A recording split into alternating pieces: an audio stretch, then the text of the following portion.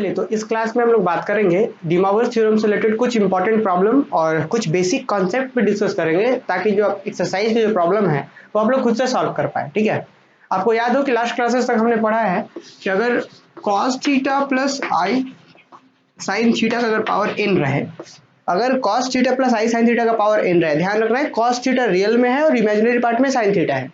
तो अगर इस फॉर्मेट का पावर n रहता है, n पॉजिटिव इंटीजर हो सकता है, नेगेटिव इंटीजर हो सकता है, या पॉजिटिव या नेगेटिव फ्रैक्शन हो सकता है, तब क्या होता था, ये कहता है डी मॉर्गन थ्योरम की जो पावर n है वो एंगल में मल्टीप्लाई हो जाएगा, मींस कि ये पूरा टर्म्स बराबर होगा किसके, cos n theta plus i sign n theta के बराबर होगा। ध्यान रखना कि अगर पॉजिटिव इंटीजर रहा तो इसका ये कंप्लीट वैल्यू यही होगा, नेगेटिव इंटीजर रहा तो इसका कंप्लीट वैल्यू यही होगा, लेकिन अगर पॉजिटिव या नेगेटिव फ्रैक्शंस होता है तो इसका एक वैल्यू होता है, कब, जब एंगल में मल्टीप्लाई करते हैं तो ये जो रिजल्ट बनता है वो एक वैल्यू होता है। ये सब चीजें हमने लास्ट क्लासेस में प्रूव करा है और कुछ एग्जांपल्स भी हमने पिछले क्लासेस में देखे थे। अब हम लोग शुरुआत करते हैं क्या एक इंपॉर्टेंट प्रॉब्लम के साथ इस क्लास को। देखिए प्रॉब्लम क्या कहता है कि prove that 1 plus i root 3 to the power 8, फिर 1 प्लस करना है i minus i root 3 to the power 8 is equal to minus 256। ये आपको प्रूव करके दिखाना है, बहुत ही बेसिक सा क्वेश्चन है, एग्जाम्स में भी कभी कभी पूछा गया है ये क्वेश्चन। ठीक है, तो कैसे इसको प्रूफ करेंगे, इसके लिए पिछले क्लास में हमने बेसिक कॉन्सेप्ट बता रखा था कि अगर कहीं पे दिखे z equal to x plus i y, कोई कॉम्प्लेक्स नंबर दिखे कार्टेशियन फॉर्म में, तो इस कॉम्प्लेक्स नंबर को आप पोलर फॉर्म में चेंज कर सकते थे। कैसे, x के जगह पे r cos थीटा और y जो इमेजिनरी पोर्शन है उसको आप मान सकते थे r sin थीटा।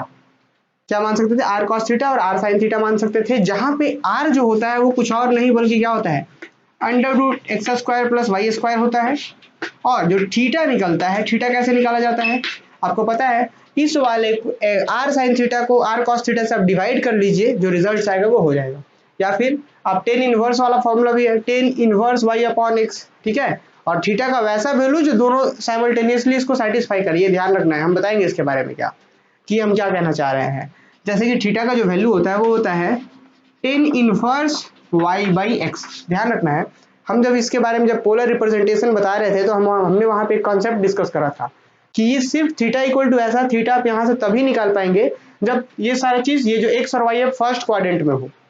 ठीक है, तो ये फर्स्ट क्वाड्रेंट का कॉन्सेप्ट क्या है, आप अगर फर्स्ट क्वाड्रेंट से प्रॉब्लम है तो हम ऐसा कह सकते हैं कि यहाँ पे theta tan inverse y upon x वैसा वैल्यू होना चाहिए जो दोनों को साइमल्टेनियसली सेटिस्फाई करे। क्योंकि जैसे कि आप समझिए कि मान लेते हैं टेन इनवर्स जीरो आ गया, तो टेन इनवर्स जीरो क्या होगा value, theta equal to 0 degree हो जाएगा। तो थीटा इक्वल टू 0 डिग्री, तो ऐसा वैल्यू लेना है जो दोनों को सेटिस्फाई करे, हम बताएंगे इसके बारे में। ठीक है, तो फिलहाल अभी इतना समझना है कि अगर z equal to x plus i y हो तो x को r cos थीटा मान लेंगे, इसको r cos थीटा मानेंगे, और y को r sin थीटा मान लेंगे, और r जो निकलेगा ऐसे निकलेगा, थीटा जो निकलेगा ऐसे निकलेगा, और जो एक्स्ट्रा कॉन्सेप्ट यहाँ पे हम बात कर रहे हैं वो जैसे प्रॉब्लम डिस्कस करेंगे तो हम बताएंगे उसको। ठीक है, तो एक सेम टाइप का प्रॉब्लम है। देखिए प्रॉब्लम जो है वो कार्टेशियन फॉर्म में ही कॉम्प्लेक्स नंबर है, जैसे 1 प्लस आई रूट 3 और यहाँ पे कॉम्प्लेक्स नंबर है 1 माइनस आई रूट 3। ठीक है, तो ये दोनों का दोनों मतलब कार्टेशियन फॉर्म में ही है। इसका पावर 8 करना है हमें दिखाना है, और प्लस करके इसका पावर 8 करके दोनों को प्लस करके दिखाना है कि माइनस 256 आएगा, प्रूव करना है हमें। तो हम सबसे पहला काम क्या करेंगे, इसको जब सॉल्व करेंगे तो हम देखिए क्या कर सकते हैं। सॉल्व करेंगे तो हम लिखेंगे LHS अपने पास क्या है, LHS लेके चलते हैं 1 प्लस आई रूट 3 का power 8 plus 1 minus i root 3 का पावर 8, ये ले लिए। और LHS जब हम आगे सॉल्व करेंगे तो कितना आएगा जरा समझिए, ये रिजल्ट आएगा। हम क्या करते हैं, अब इसको क्या कर सकते हैं, क्या पावर 8 का आपके पास फॉर्मूला है कि a प्लस बी का पावर 8 कर दिए, फिर यहाँ से पावर 8 कर दिए, तो बाइनोमियल थ्योरम से आप कर सकते हैं, लेकिन बड़ा ही कॉम्प्लिकेटेड हो जाएगा। हम क्या करते हैं, इसको पोलर में चेंज कर लेते हैं, r cos थीटा और r sin थीटा पुट करके, उसके बाद देखिए कितना सिंपल हो जाएगा ये प्रॉब्लम। कैसे चेंज करेंगे, हम लिखेंगे पुट, ये रियल कितना है यहाँ पे 1, चूंकि यहाँ पे हम x को r cos थीटा पुट करते हैं, जो रियल पार्ट होता है उसको r cos थीटा, इमेजिनरी को r sin थीटा, तो हम सिर्फ इसके लिए करते हैं और ऑब्वियस हो जाएगा कि वही चीज इसके लिए हो जाएगा। कैसे जरा समझिए, यहाँ पे हम 1 प्लस, देखिए x प्लस आई वाई, और यहाँ पे वही चीज है x माइनस आई वाई, क्योंकि आपको पता है, देखिए ध्यान से, आपको पता है कि cos theta plus i sine theta, अगर इसका पावर n रहे तो भी डी मॉर्गन थ्योरम काम करता है, और अगर यहाँ पे माइनस रहे तो भी काम करता है, तो इसीलिए हम क्या करेंगे, हम मान लेते हैं 1 को r cos थीटा और इसको मान लेते हैं r sin थीटा। तो जैसे 1 को आपने माना और √3 को माना तो इसके लिए भी काम कर जाएगा वो, तो इसीलिए हम सब्स्टिट्यूशन एक ही जगह करेंगे। क्या करते हैं जरा देखिए, पुट रियल वाले को मान लेते हैं कि 1 equal to r cos theta और √3 equal to r sin theta मान लेते हैं, ठीक है।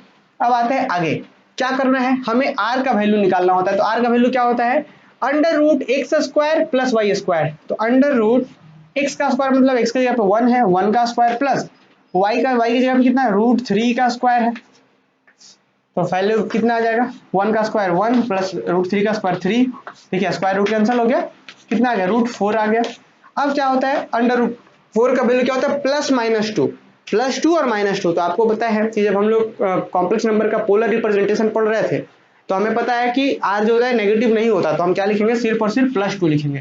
तो r का वैल्यू कितना आ गया, +2 आ गया। एंड यहाँ पे एंड थीटा कैसे निकाला जाता है भाई, तो थीटा tan इनवर्स वाले फॉर्मूला से आप निकाल सकते हैं। तो यहाँ पे एक चीज का ध्यान रखना है कि यहाँ पे जो है √3 मीन्स की x और y, x क्या है, x इक्वल टू यहाँ पे रियल पार्ट 1 है और y कितना है, √3 है। तो आपको पता है कि ये जो होता है x और y जो है √3 किधर है, मतलब आपको पता है x में 1 y में √3, जो रिजल्ट होगा वो फर्स्ट क्वाड्रेंट में ही आएगा क्योंकि दोनों का दोनों पॉजिटिव है, 1 और ये √3, तो मतलब फर्स्ट क्वाड्रेंट में ही आएगा। तो जैसे ही फर्स्ट क्वाड्रेंट में, अधिकतर क्वेश्चन के आपके जो होंगे फर्स्ट क्वाड्रेंट वाले ही होंगे, तो प्रॉब्लम नहीं है। जहां पे आएगा सेकंड वाला तो हम समझाएंगे उसके बारे में। तो हम डायरेक्ट यहाँ पे थीटा कैसे निकाल सकते हैं, थीटा इक्वल टू लिख सकते हैं tan inverse y by x. तो y कौन है, y मतलब √3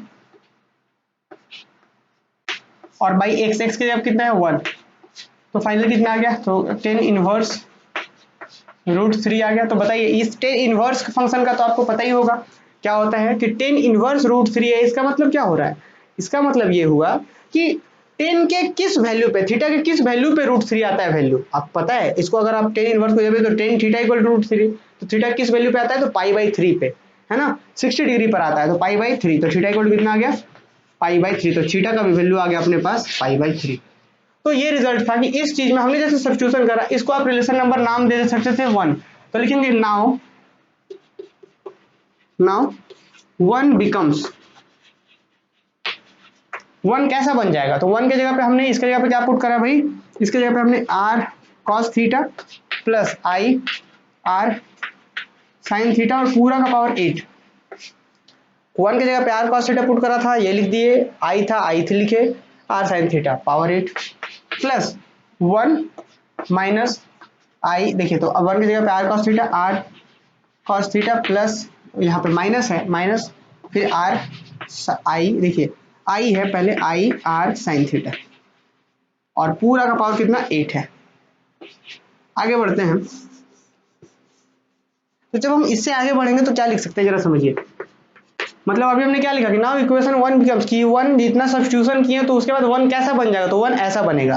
अब हम अपने पास यहाँ से दो तरीका होता है, क्या कि r का जो वैल्यू आपने 2 लाया है आप डायरेक्ट पुट कर दीजिए, जो वैल्यू लाया आपने पुट कर दीजिए, उसके बाद आगे बढ़िए। तो हम क्या करते हैं, यहाँ पुट ना करके सबसे पहले और थोड़ा सा सिंप्लीफाई करते हैं, फिर r का और थीटा का वैल्यू पुट करेंगे।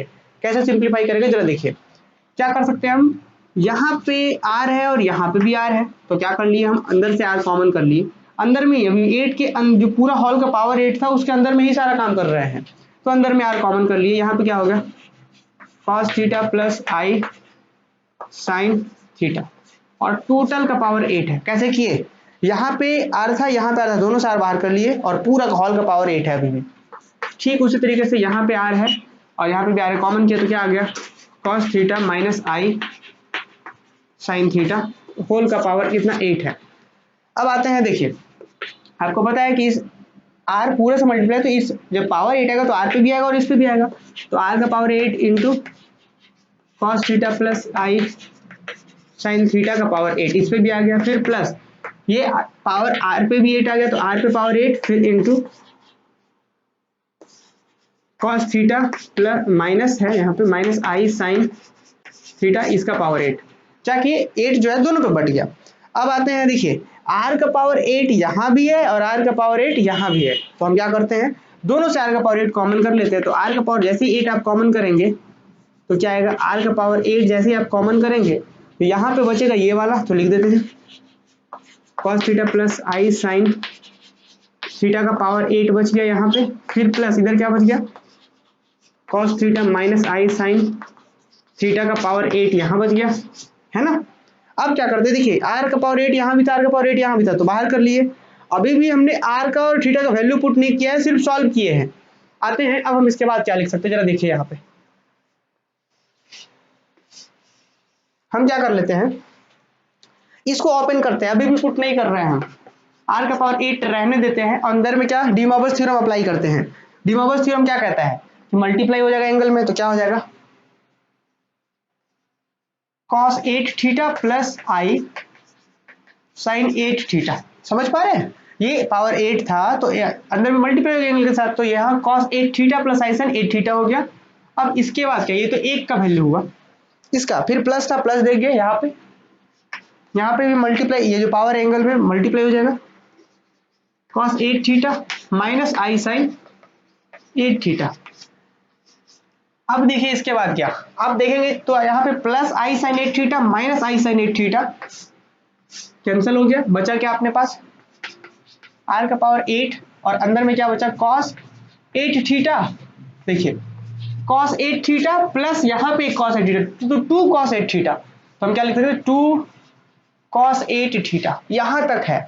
और कुछ स्टूडेंट यहाँ पे क्या कर सकते हैं, वो भी सही है तरीका कि आप यहाँ पे r और थीटा का वैल्यू पुट करके फिर सॉल्व करते आइए। और कुछ तरीका आप कुछ स्टूडेंट क्या करते हैं, कुछ अलग अलग बुक्स भी क्या करते हैं कि पहले आप सॉल्व कर लिए, उसके बाद अंतिम में जाकर r और थीटा का वैल्यू पुट करेंगे। तो r का वैल्यू कितना था यहाँ पे 2 का पावर, r का जगह पे 2 था तो r का पावर 8 है, तो 2 का पावर 8 इंटू 2 इंटू यहाँ पे cos 8 थीटा की जगह कितना पाई बाई 3, तो 8 पाई बाई 3, 8 पाई बाई 3 आ गया, 8 पाई बाई 3 हो गया। अब सॉल्व करते हैं हम लोग, यहाँ पे थोड़ा सा और सॉल्व करते हैं। अभी हम मल्टीप्लाई चाहे तो कर सकते हैं, क्या हो जाएगा 2 का पावर 8 है और यहाँ पावर 1 है, तो क्या 2 का पावर 9 हो जाएगा। अब कर सकते हैं, फिर अब रहने दीजिए। अब क्या करना है 2 का पावर 8 2, अब इसको क्या कर सकते हैं आप, क्या आपको पता है cos 8 पाई बाई 3 का वैल्यू पता है क्या, यहाँ पे सीखना है। cos 8 पाई बाई 3 का वैल्यू पता है आपको, नहीं पता, तो हम क्या करते हैं, जो एंगल चूंकि साइन और cos पीरियोडिक फंक्शन होता है, वैल्यू बार बार रिपीट करता है, तो इसको हम पीरियोडिक में चेंज करेंगे। हम इसकी जो एंगल सम आपने पढ़ा था कि किस तरीके से 2 पाई प्लस थीटा या 2 pi plus theta minus theta में चेंज होता है, या फिर pi plus theta pi minus theta में चेंज होता है, या 90 प्लस थीटा या 90 माइनस थीटा में चेंज होता है, उस तरीके से हम इसको तोड़ने का प्रयास करेंगे। देखिए कैसे, क्या हम इसको ऐसा लिख सकते हैं cos 2 pi plus 2 pi by 3।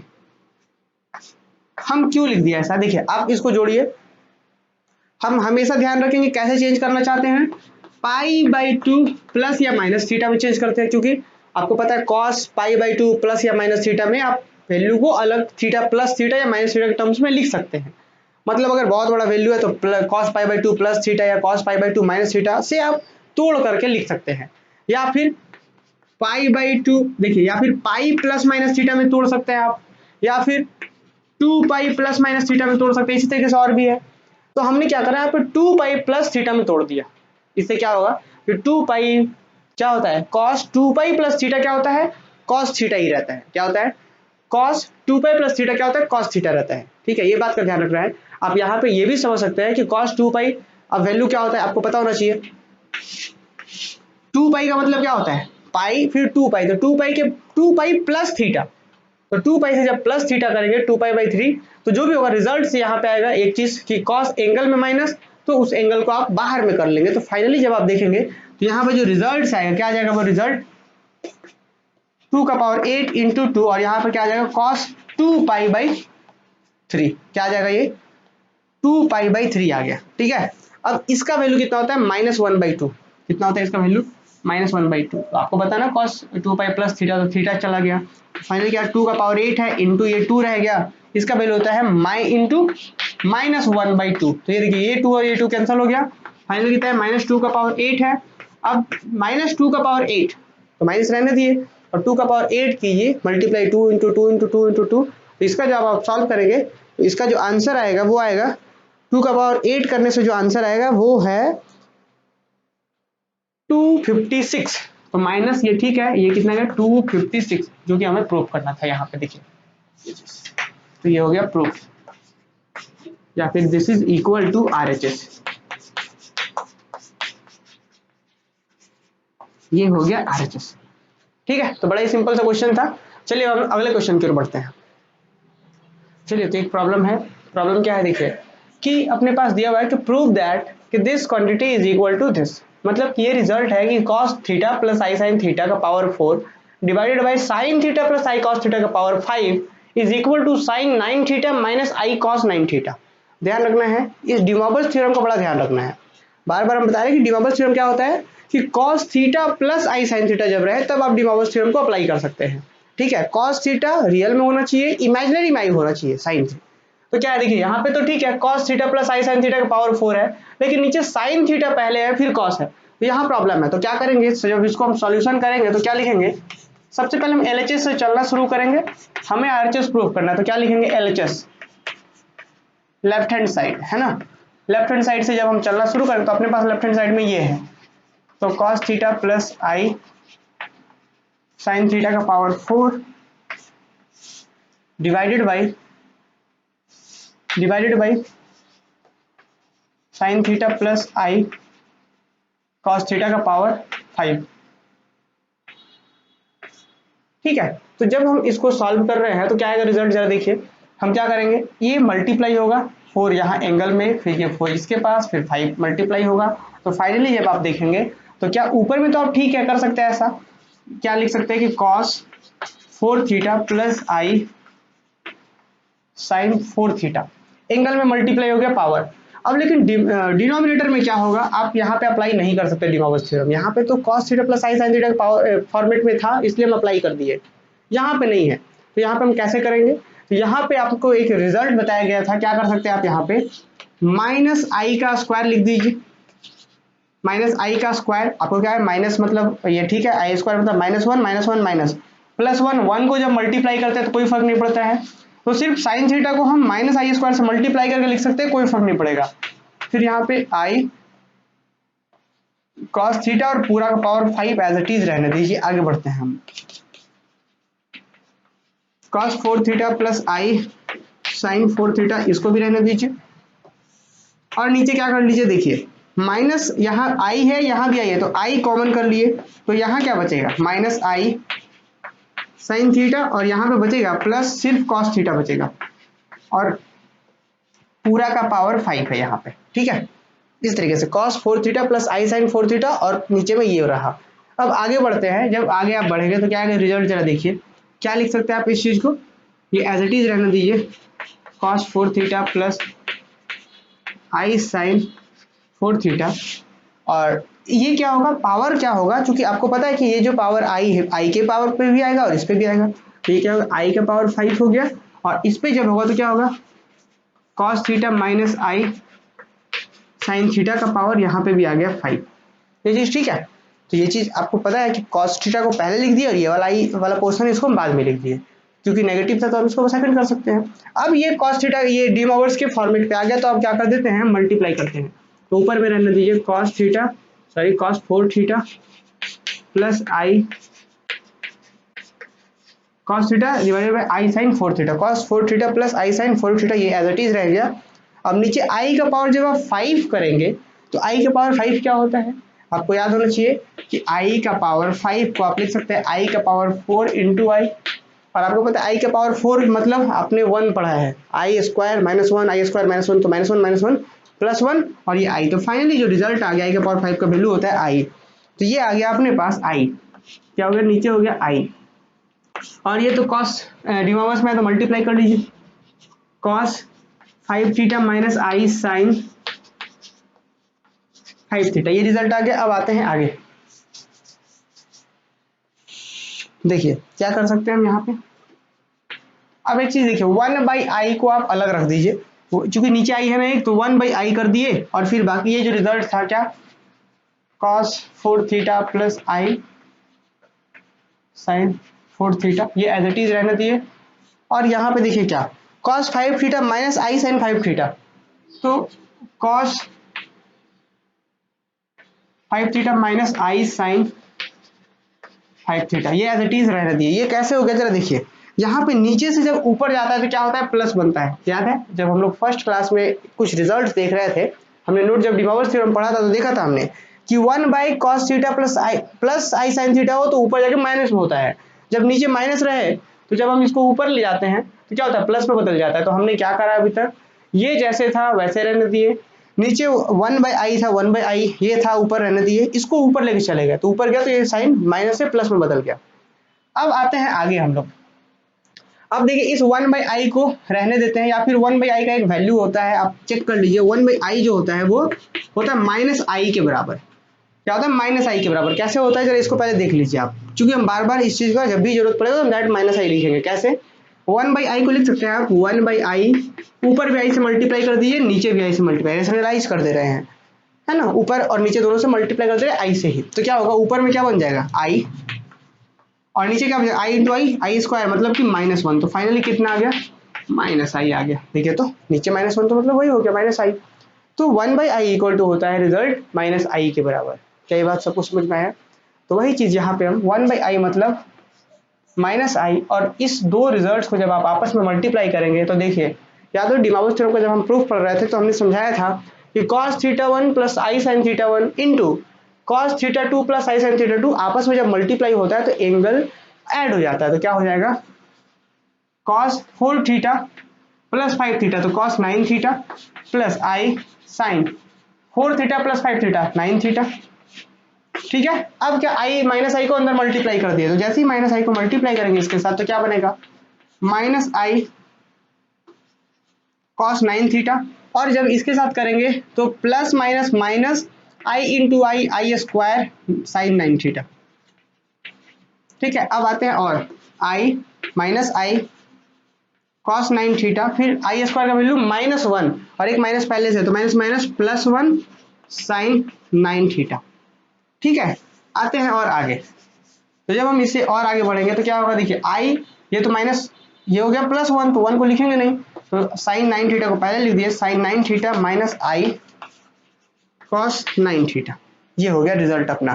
तो क्या यही हमें प्रूफ करना था, साइन 9θ माइनस आई cos 9θ। तो देखिए ये रिजल्ट हो गया। तो उम्मीद है ये चीज समझ में आएगा। अगर कहीं भी किसी को प्रॉब्लम हो तो आप लोग कमेंट करके बताइए, हम जवाब देंगे, है ना। चलिए अब हम लोग अगले क्वेश्चन की ओर बढ़ते हैं। इसको आप लोग जल्दी से पॉज करके नोट डाउन कीजिए। आगे बढ़ते हैं अगले क्वेश्चन की ओर। देखिए अगला क्वेश्चन है आपके पास क्या, कि if alpha equal to 15 degree, ध्यान रखना कि डिग्री में दिया हुआ है, तो if alpha equal to 15 degree then find the value of this. क्या आपको इसका वैल्यू फाइंड करना है, कब, जब अल्फा इक्वल टू 15 डिग्री हो। तो देखिए यहाँ पे डिग्री दिया हुआ है, अल्फा का वैल्यू दिया हुआ है कि अल्फा कितना है, 15 डिग्री। तो अल्फा का वैल्यू हम पुट करें उसके बाद सॉल्व करें, उससे पहले क्या करते हैं हम लोग, सबसे पहले सॉल्व कर लेते हैं, फिर जो फाइनल रिजल्ट आएगा उसमें अल्फा का वैल्यू पुट कर देंगे। तो देखिए कैसे सॉल्यूशन करेंगे हम इसका। सॉल्यूशन जब हम लोग करेंगे तो सबसे पहले क्या लिखेंगे, जो अपने पास है लिखेंगे वी हैव, लिख दीजिए cos alpha plus i sine alpha, फिर cos 2 alpha plus i sine 2 alpha divided by क्या, cos 3 alpha minus i sine 3 alpha. ये चीज है अपने पास। हमें पता है, हमने डिमॉवर्स थ्योरम में पढ़ा है कि अगर कहीं पे डिमॉवर्स के फॉर्म में है दोनों रिजल्ट और आपस में मल्टीप्लाई में है तो वो एंगल ऐड हो जाता है। तो आपको पता है कि इस चीज को आप क्या लिख सकते हैं, देखिए cos alpha plus i sine alpha अगर मल्टीप्लाई में है इसके cos 2 alpha plus i sine 2 alpha के, अगर ये चूंकि ऊपर दोनों से मल्टीप्लाई है और दोनों डिमॉवर्स फॉर्म पे है तो एंगल क्या होता है, ऐड हो जाता है। आपने पढ़ा है डिमॉवर्स, जब हम लोग प्रूफ कर रहे थे तब हमने देखा था इसको। ठीक, तो इसको आप चाहे तो ऐड कर सकते थे। अच्छा एक रिजल्ट और यूज कर सकते हैं हम यहाँ पे, अभी ऐड ना करके हम एक साथ ही ऐड करेंगे। तो क्या कर सकते हैं, देखिए 1/cos 3 alpha minus i sine 3 alpha, ये चीज नीचे है तो ऊपर जाएगा तो क्या होगा, प्लस बनता है। तो इसको पहले स्टेप में हम ऊपर ही कर लेते हैं। तो cos 3 अल्फा माइनस से क्या हो जाएगा, plus i sine 3 alpha, I sine 3 alpha, ये बन गया। अब आगे बढ़ते हैं हम लोग। तो जैसे इससे आगे बढ़ेंगे तो देखिए cos alpha plus i sine alpha, ये भी उसी फॉर्म पे है, ये भी उसी फॉर्म पे है, तो 3 फैक्टर रहे या 4 फैक्टर रहे, ऐड हो जाएगा सारा एंगल। तो डायरेक्ट क्या लिख सकते हैं, cos अल्फा प्लस 2 अल्फा कितना हो गया, 3 अल्फा और 3 6 अल्फा, तो कितना हो गया cos 6 alpha plus i sign 6 alpha. समझ रहे? एंगल क्या होता है जब डी मॉर्गन्स फॉर्म पे हो और इस तरीके से हो तो ऐड कर लिया जाता है ना। आगे बढ़ते हैं, कितना हो जाएगा कॉस, अब क्या 6, ठीक है, अल्फा की जगह पे 15 degree plus i sign 6 into 15 degree, है ना। ये एंगल में हम लोग उसका अल्फा का वैल्यू रख दे रहे जो क्वेश्चन में दिया हुआ था, कितना हो जाएगा cos 19 डिग्री, डिग्री में है ये सब, plus i sign 90 degree, 90 degree. तो आपको पता है cos 90 का वैल्यू कितना होता है, cos 90 का वैल्यू 0, तो ये हो गया 0 और प्लस आई और साइन 90 का वैल्यू होता है 1, तो ये तो 0 हो गया, तो 0 को जब इसके साथ ऐड करेंगे i इंटू 1 क्या हो जाएगा, आई रह जाएगा, तो फाइनली इसका आंसर आ गया आई। तो ये अपना एक और क्वेश्चन हो गया, ठीक है। तो आने वाले दिनों में हम लोग क्लास का टाइमिंग को फिक्स करेंगे, ठीक है। तो आप लोग तब तक और भी क्वेश्चन जो है आप लोग ट्राई कीजिए, और भी आने वाले 3-4-5 दिनों तक अभी हम लोग इसी चैप्टर के ऊपर क्लास लेंगे, क्योंकि अलग अलग टाइप्स के आपके पास प्रॉब्लम्स है बुक में, तो सभी प्रॉब्लम को हम लोग सॉल्व करवाएंगे। तो चलिए आज की क्लास में बस इतना ही, मिलते हैं अगले क्लास में।